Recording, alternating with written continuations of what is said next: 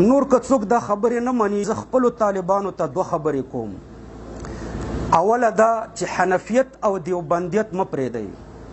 حنفیت دا جمهوري فقه ده، یوازې امام ابو حنیفه رحمه الله نه ده لیکلې، په دې کې د خطایي امکان ډېر کم دی، بلکې څلوېښتو لویو محدثینو فقهاو د لغتو او د هر فن امامانو د فقه حنفي په یوه مسئله باندې په میاشتو بحث کړی دی او بیا لیکلی شوې ده.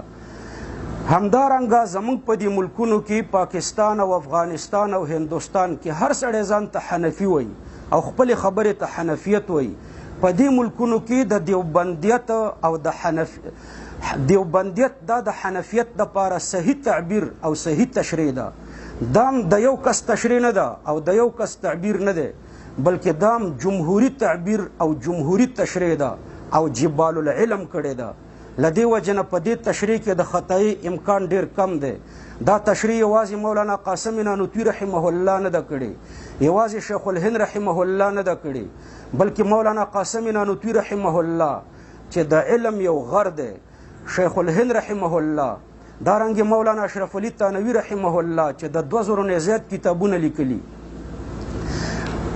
او دارنګې مجتهد العصر محمد انور شاه کشمیری رحمه الله، مولانا زکریا رحمه الله، مولانا خلیل احمد سهارنپوری رحمه الله، مفتی عزیز الرحمن رحمه الله، مولانا کفایت الله الدهلوي رحمه الله.